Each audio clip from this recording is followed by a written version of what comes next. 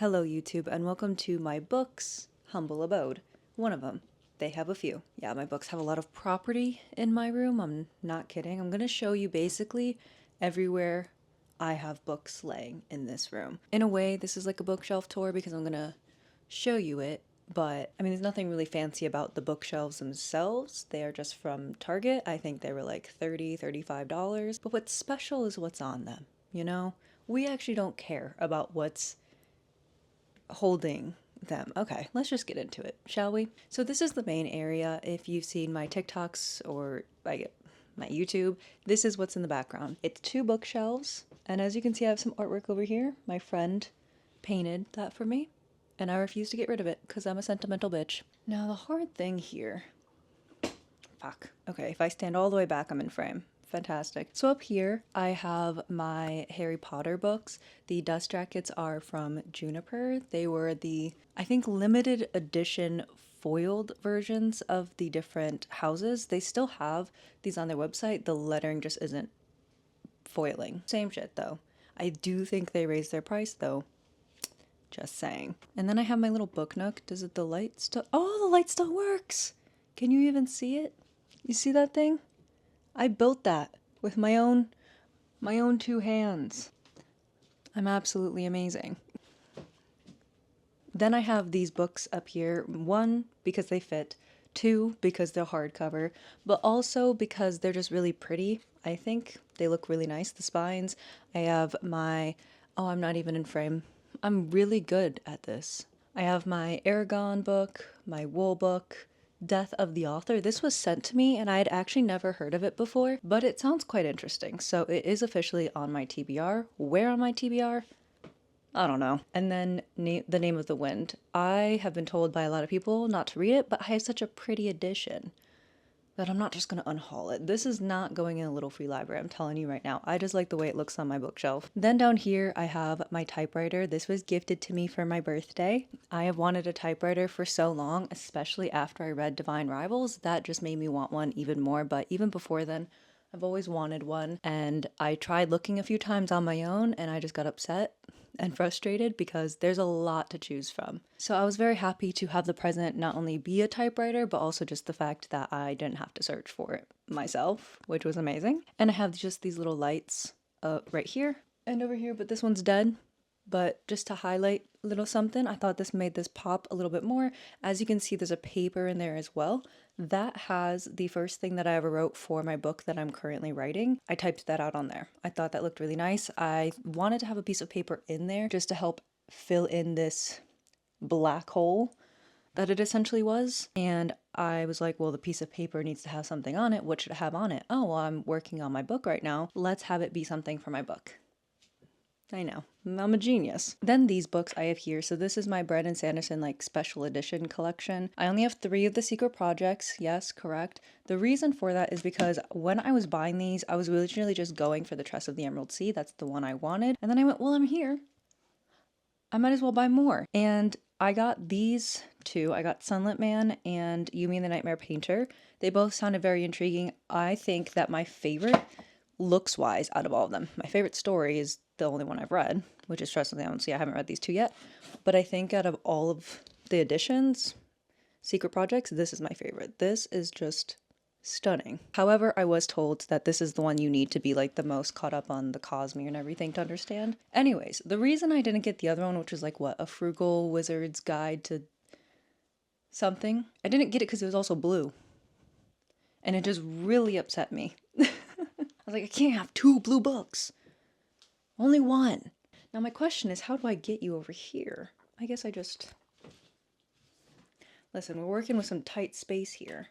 And, you're on this tripod. Oh my god, wait, does that work? This is probably not the most flattering angle in the entire world, but over here are my other 2 top shelves, probably the ones that you see the most in my videos.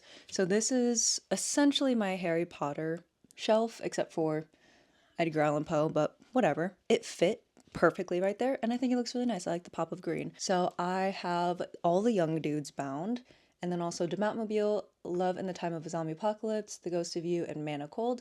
All of these were bound and gifted to me by very, very talented and generous people. No money was spent on these because that's illegal. Yeah, that's illegal. Don't do it. But I have those. Oh, I have 2 copies. So this is in my long podcasty type video that I had done.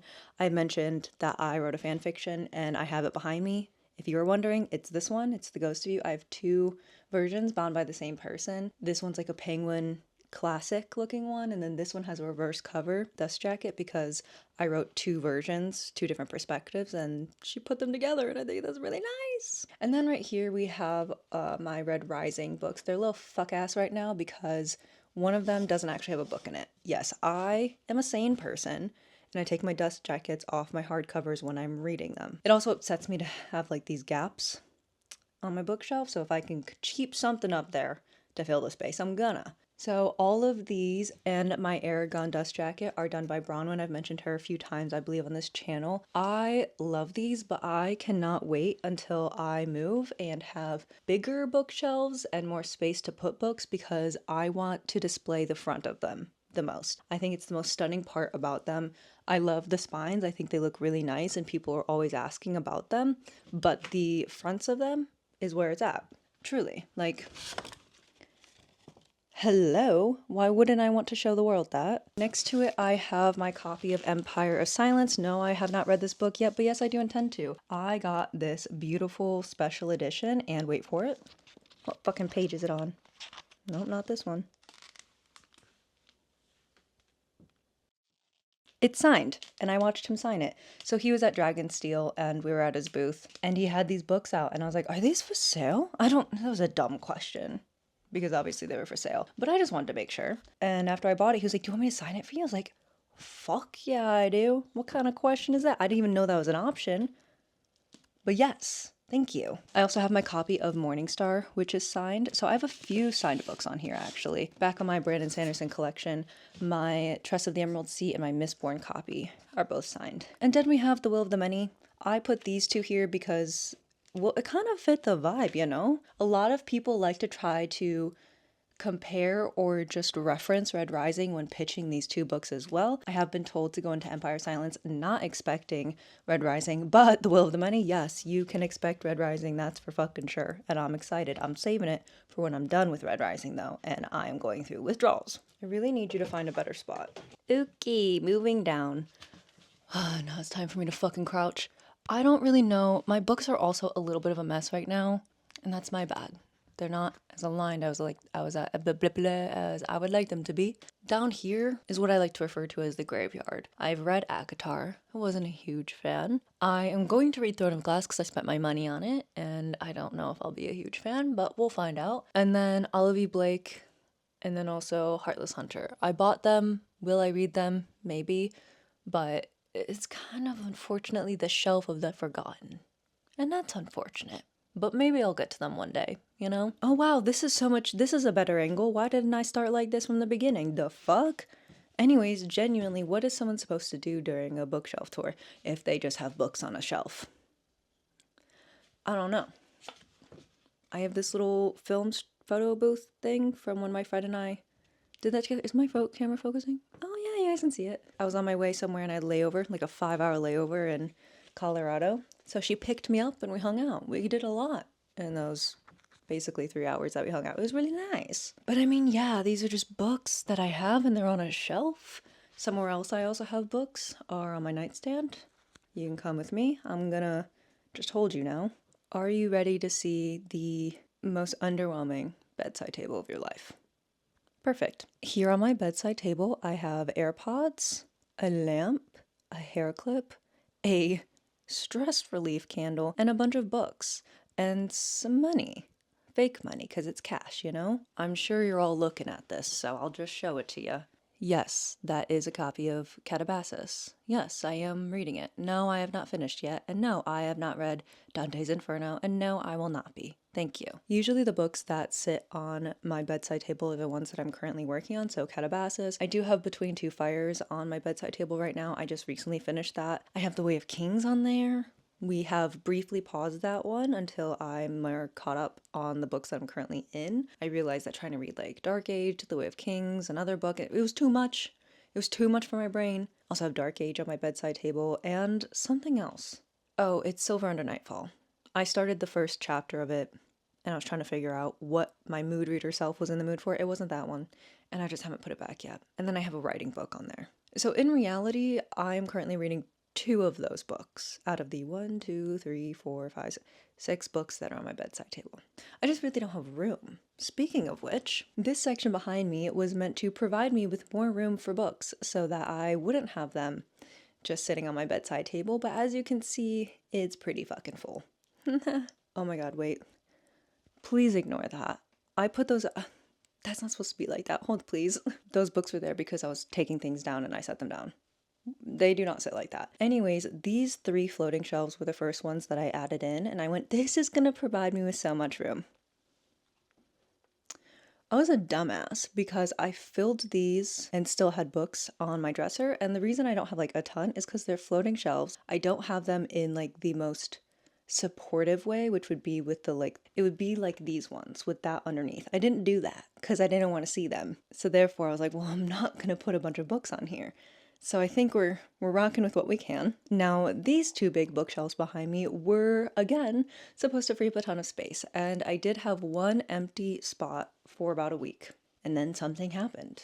Someone forced some books on me. They held me at gunpoint and made me buy all of those books. No, they didn't. It was my fault. I did it. It was my choice. I willingly tapped my card. But you know what? Fuck it. That's what I say. Fuck it. Really, the ones that go over here are the ones that I've either read, but I don't really recommend often, so I don't feel the need to have them at a closer distance to be able to grab them for videos, or they're ones I haven't read and I'm interested in, but they're not at the top of my priority. So every book that's on my bookshelf that sits behind my desk are the ones that I would like to get to first. There are a bunch on those shelves that I haven't read either, and I want to get to them, but they're not my top priority. You know what I mean? I would move that tripod, but it would involve me moving my chair right now, and I don't feel like doing that. Anyways, that was my bookshelf tour. I don't know what you want from me. Maybe when I move and I get my like office/library set up and there's just a little bit more going on, for sure.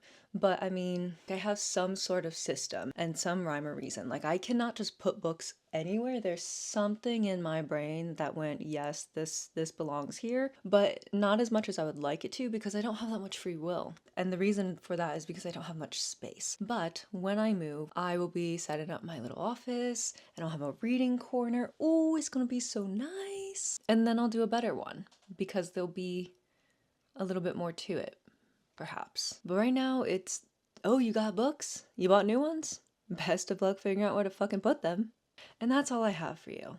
I hope you enjoyed it. I know I did. Okay. Bye. Bye. Leave my room. Bye-bye.